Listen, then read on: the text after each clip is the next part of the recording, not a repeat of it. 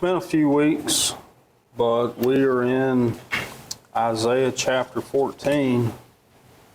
And our last class, we went through the first 23 verses. And it was all discussing Babylon and how Babylon is going to be judged for the wickedness that they chose to do towards God's people when they were being deported into captivity. So I guess maybe we'd do a little bit of a recap, because it has been at least 3 weeks that I know of. But when you're looking at the children of Israel, and then you're looking at all these other nations that are mentioned throughout the Bible, especially the Old Testament, who are considered the heathen nations. I'm going to ask a question. Do you think God purposely made them as heathen nations? Or do you think that God's intentions was that every man on this earth could be considered one of his children?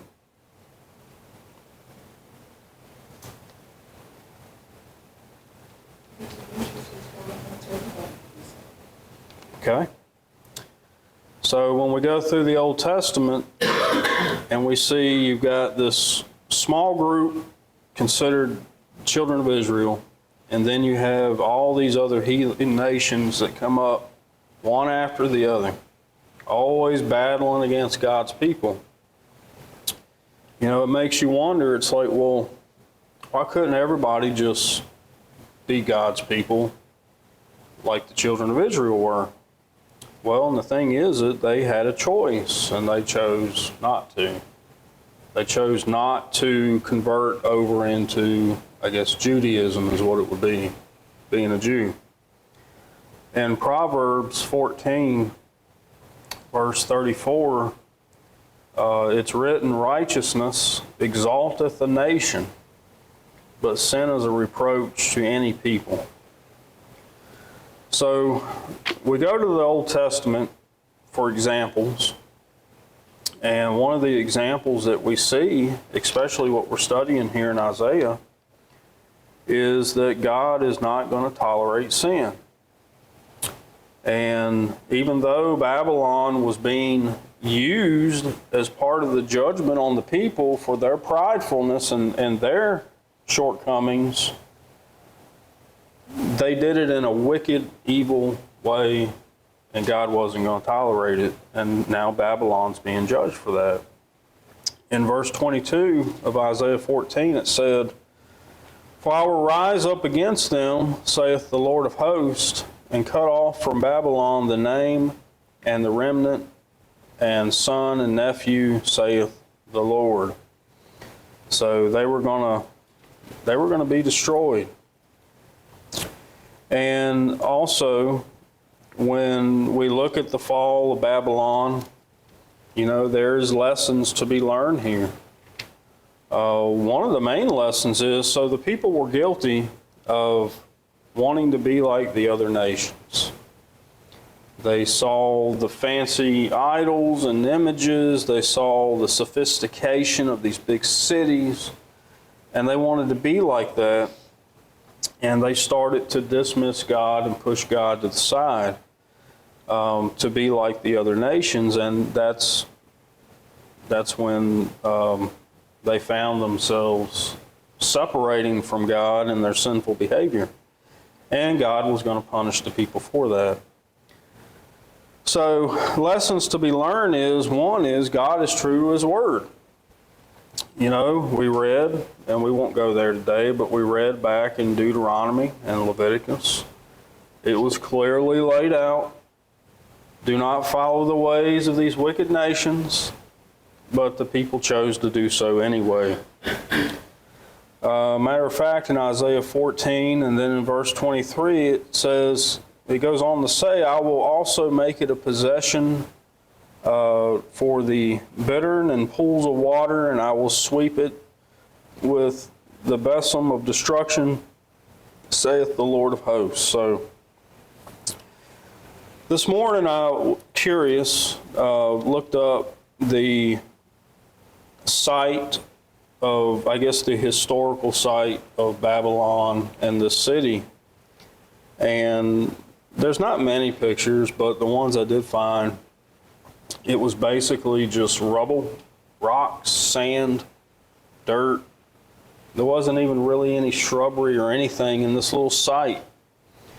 And I found that amazing because that goes right along with what we're reading here, is it was going to be an utter destruction of that site and that area. And to this day, it's still nothing is there in that site. It's just rubble and pebbles. So one of the lessons is God's true to His word. And when we go back a little bit further, we can see that the pridefulness that Babylon had, and the assurance that they had within themselves, thinking that they were unstoppable, God put a stop to every bit of that. In Isaiah 14:13 and 14, it said, "For thou hast said in thine heart, I will ascend into heaven. I will exalt my throne above the stars of God. I will set also upon the mount of the congregation in the sides of the north. I will ascend above the heights of the clouds, and I will be like the Most High." So this nation of Babylon, their king, basically elevated himself up to being a god. And he was basically saying that not even this God of heaven, this God that the children of Israel keep talking about, he can't even do anything towards Babylon, is what the king of Babylon is saying. They're unstoppable. And basically Isaiah is assuring the people, don't feed into that mess. They talk all this talk, but at the end of the day, God is the God of everybody on this earth. And God expects everybody to obey Him. And Babylon was in for a rude awakening, and it went on to say in verses 16 and 17, it says, "They that see thee shall narrowly look upon thee and consider thee, saying, Is this the man that made the earth to tremble?" Talking about Babylon, "and did shake kingdoms, that made the world as a wilderness, and destroyed the cities thereof, that opened not the house of his prisoners." So this judgment put on Babylon, everybody was going to just be wowed and amazed, like, whoa, this was a powerhouse. This was a nation taking over everybody. They were unstoppable, but yet God can stop them. No nation is going to be able to live forever. One day, everybody is going to face a judgment. And that day is appointed for all mankind. Every man, every soul is going to have to answer for what they did on this earth. So, the children of Israel should have saw these prophecies, heard these prophecies, and realized that, okay, all the fancy stuff that these nations have, it ain't worth it. We need to stick true to God and follow His ways. And really, the other nations, beside the children of Israel, should have been able to see this Babylon powerhouse be humbled and destroyed, and they should have been able to say, whoa, the children of Israel are on to something. We need to listen.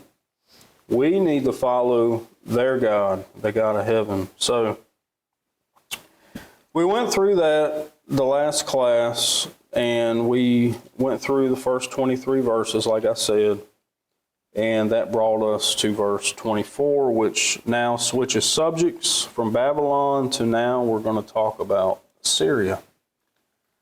So let's see here.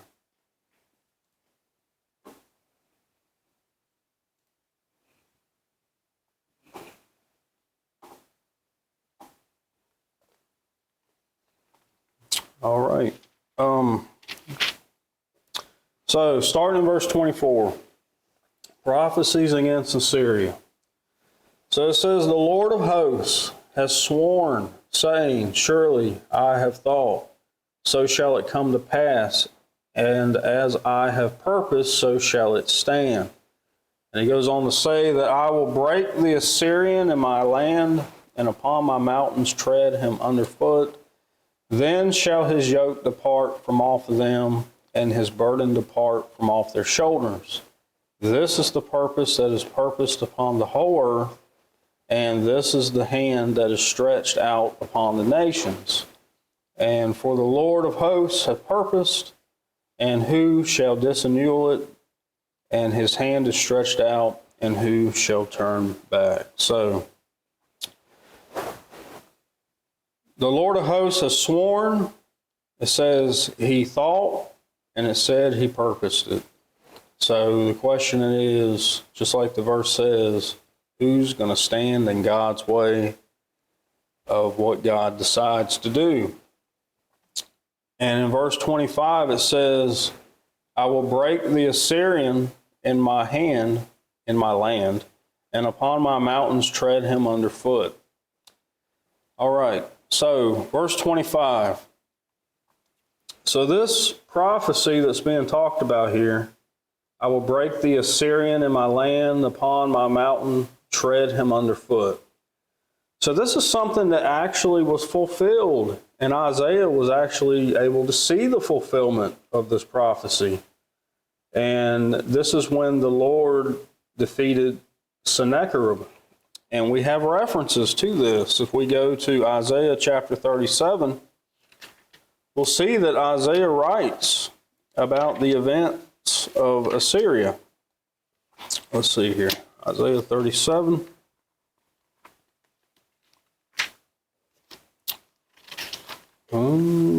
Verse 36 says, Then the angel of the Lord went forth and smote in the camp of the Assyrians 185,000. And when they arose early in the morning, behold, they were all dead corpses. So Sennacherib, king of Assyria, departed and went and returned and dwelt in Nineveh. So, this prophecy here in chapter 14, where Isaiah is telling the people what's going to happen to Assyria, which is another powerhouse, he's actually able to live through that and records it again in Isaiah chapter 37. But to get more detail as to the event, we need to turn to the book of Kings. Let's see here. Kings. 2 Kings chapter 19.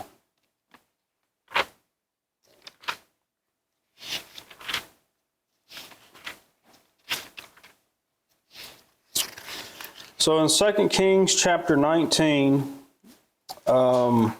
starting in verse 32, it says, Therefore, thus saith the Lord concerning the king of Assyria, He shall not come into the city, nor shoot an arrow there, nor come before it with a shield, nor cast a bank against it.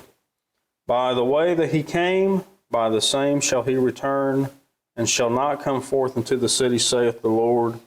For I will defend this city to save it for mine own sake, and for my servant David's sake. And it came to pass that night that the angel of the Lord went out and smote the camp of Assyria 185,000. And when they arose early in the morning, behold, they were all dead corpses, just as Isaiah recorded.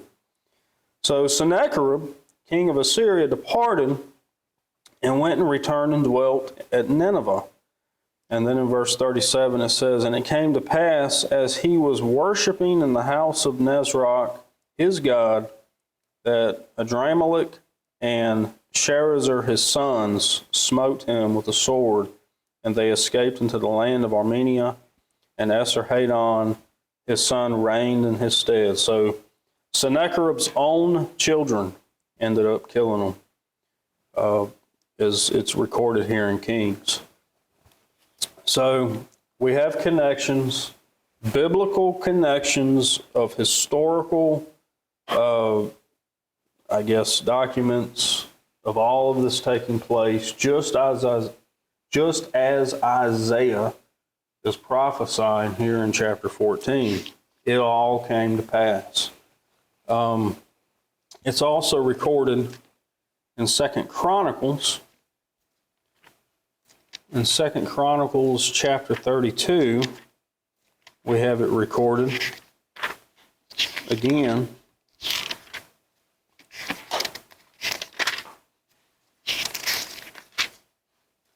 Second Chronicles 32, starting in verse 21.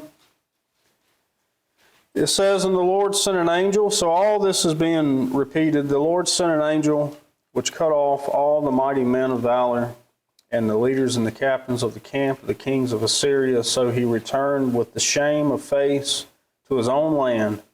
Just as it said in Kings, just as you came, you're going to be going right back the same way. "And when he was coming to the house of his God, they that came forth of his own bowels slew him there with his sword. As it was recorded in Kings, his own 2 sons killed him.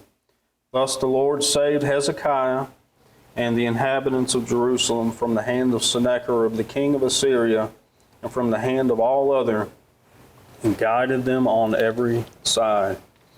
So, I just wanted to show the historical events that have been recorded there in our Bibles, and the action mentioned in the first part of this verse: "I will break the Assyrian in my land, and upon my mountains tread him underfoot." So, remove the Assyrian king's yoke from God's people, and his Assyrian king's burden from their shoulders. So, yet again, the people are given assurance that these heathen nations, as mighty as they appear, they don't have anything when it comes to standing against God.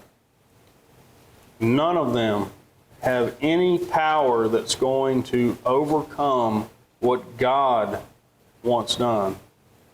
So that kind of goes along with Daniel chapter 2, when we were talking about the dream and the statue. And all these different sections of the statue represented a different kingdom or empire. And they were all being destroyed, all the way till you came to the one part that represented the church.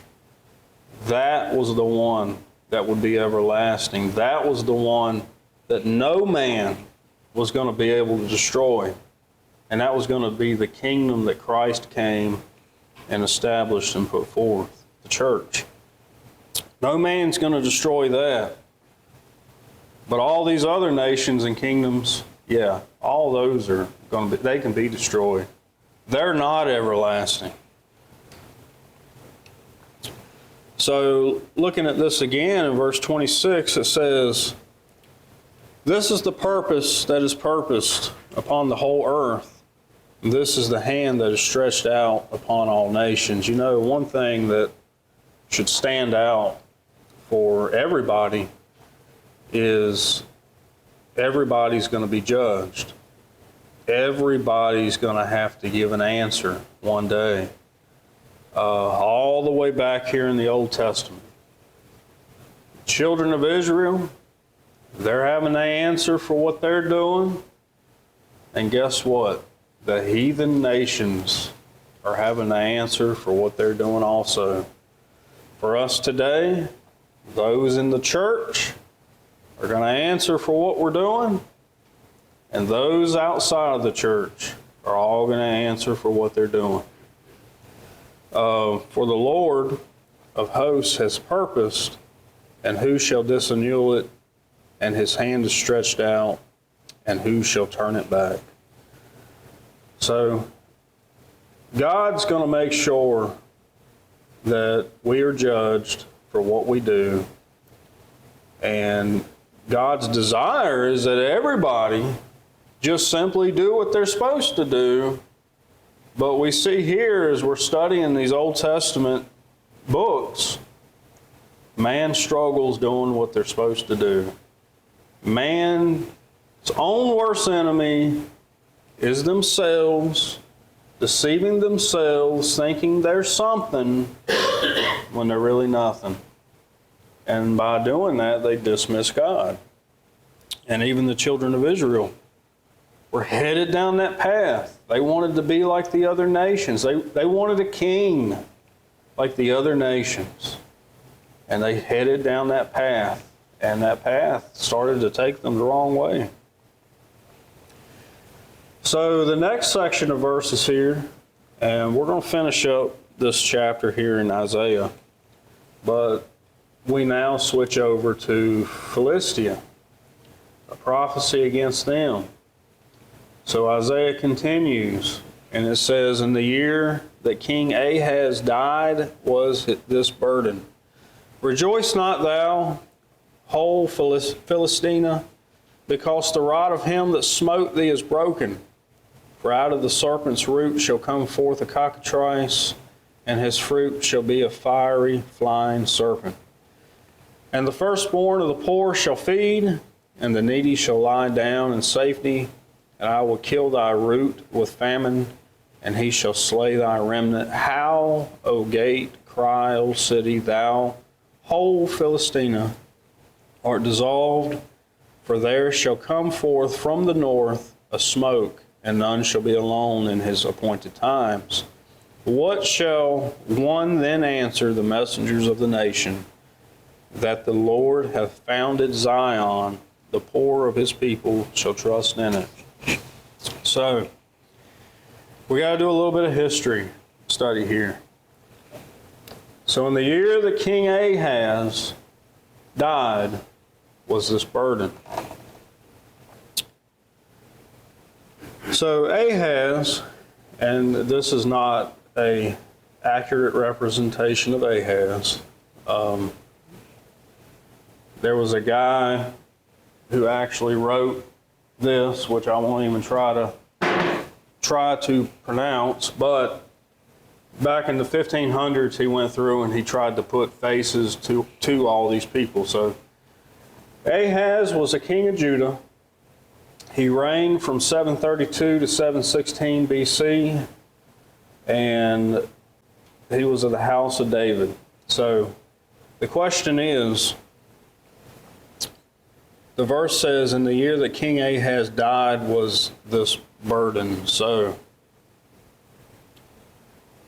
I want to ask a question. So who took his place as king? When a king died, who took the place of King Ahaz? Anybody know?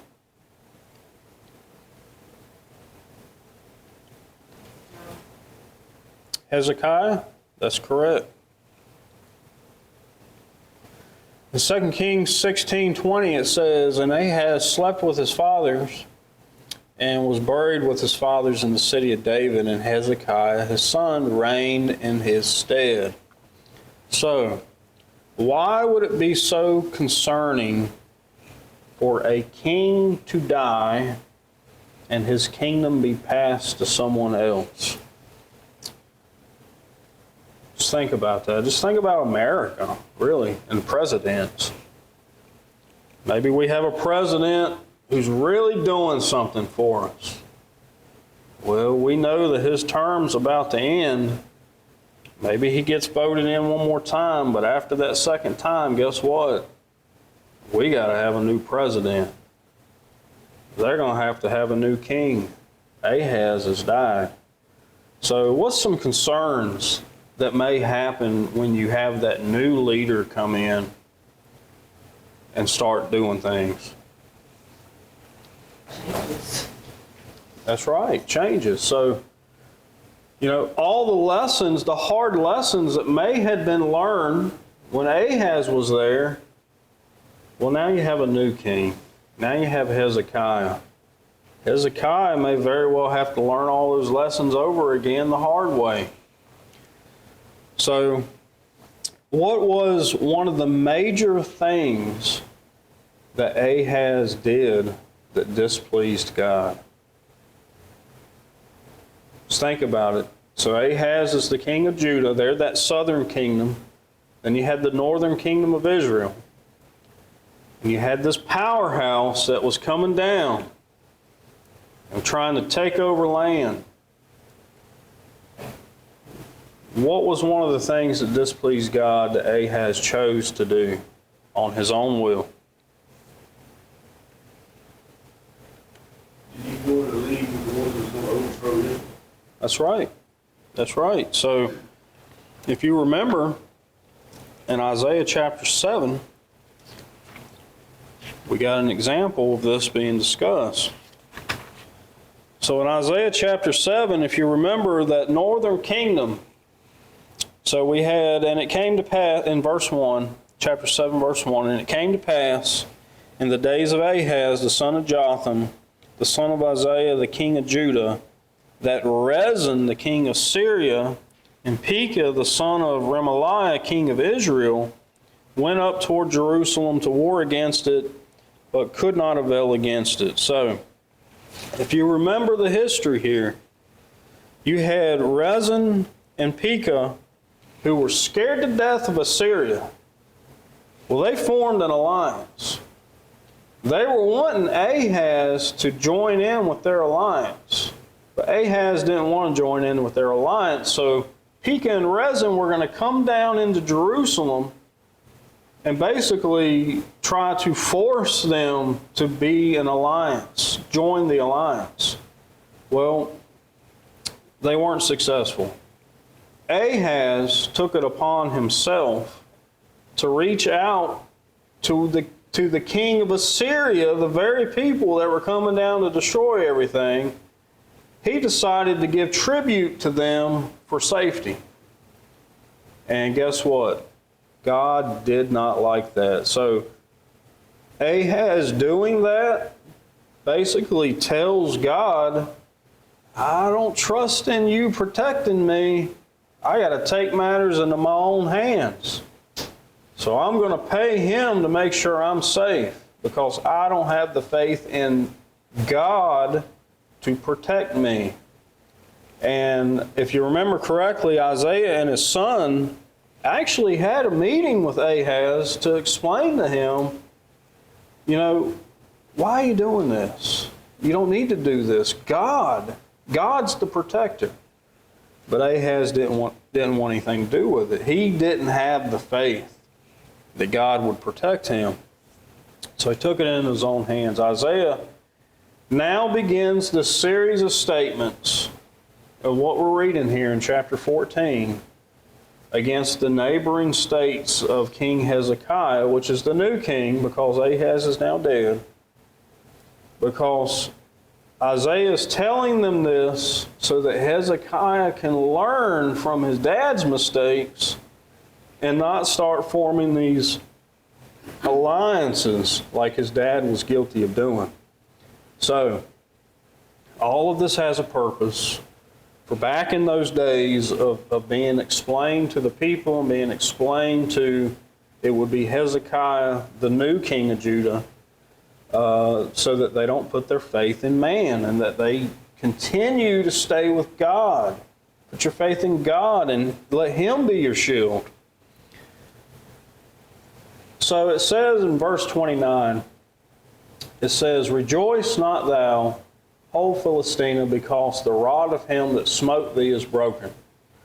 For out of the serpent's root shall come a cockatrice, and his fruit shall be a fiery flying serpent. So, we got to look at the history here.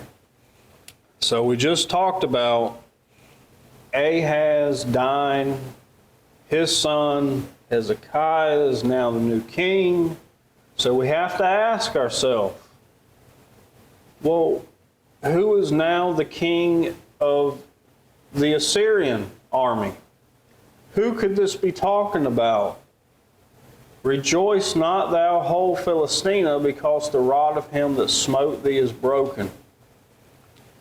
So, when you look at the time span and what's going on in this particular time of history, we have down here in Judah, which is this green area, we have this gentleman by the name of Shalmaneser the fifth.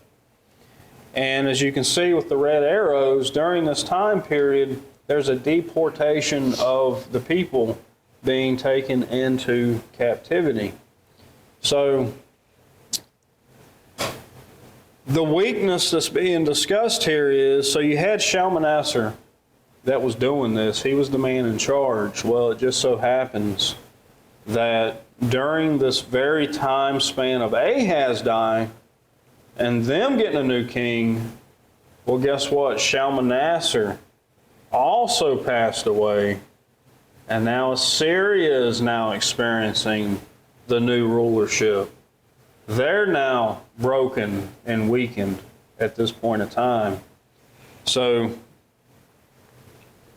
verse 30 says, "And the firstborn of the poor shall feed, and the needy shall lie down in safety, and I will kill thy root with famine, and he shall lay thy remnant." For some reason I thought I had another slide. I don't know. I'll check that out in a little bit.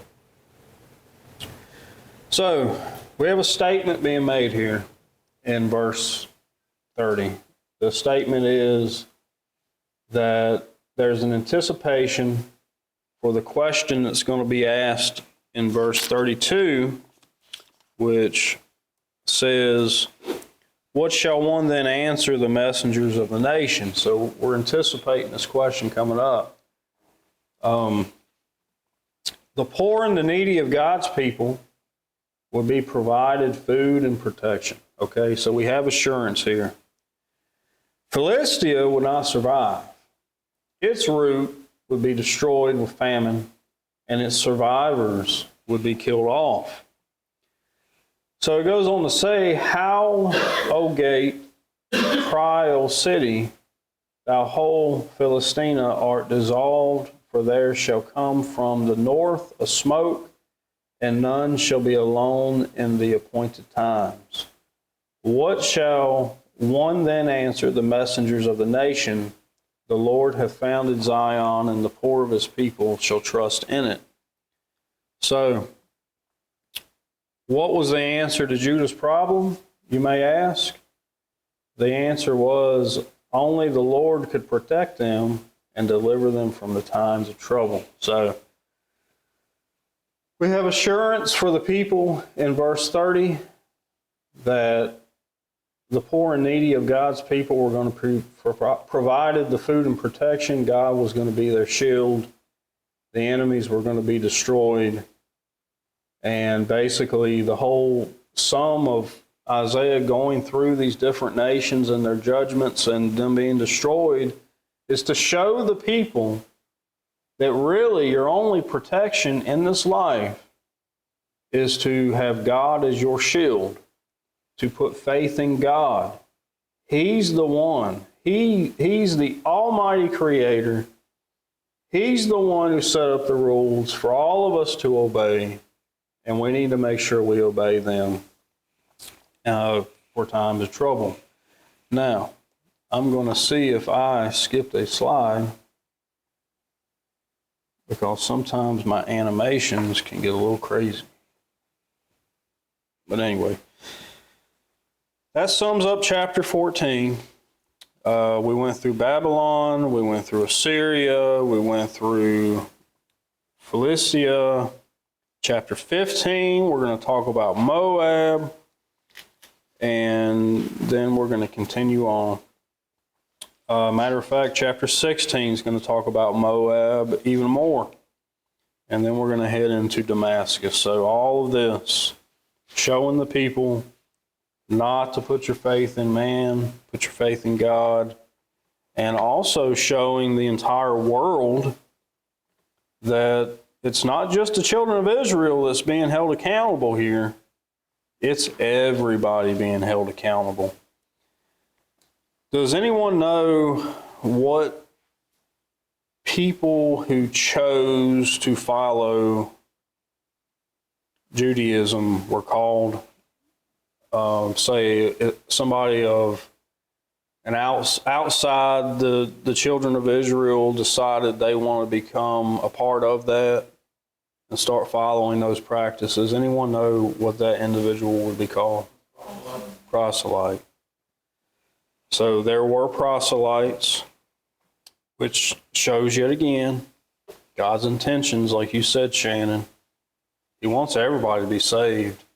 He didn't create everybody saying, well, I've got this little small group, Israel, and guess what? The people in Babylon ain't got a chance. They're just destined to hell. That's not what God did. That's not his nature. He And just had to choose Israel to bring Christ in the world. He had to choose a nation to bring Christ in the world, but he didn't disown all the rest. I mean, yeah, those accounts when Abraham lied about his wife, yep, he was in a righteous nation when he did it one time, and they went to Israel. yep. But the only reason, I don't know if it's the only reason, the reason that it was set up that way was to show proof that God's hand was in it, that it was, by the lineage. And it may have been other things too, by the lineage, that's proof that God kept his promise. Yeah, God kept his word. Yep. Anybody else? Anything? If not, then I'm going to say that ends chapter 14. And we can pick up next week with chapter 15, talking about Moab.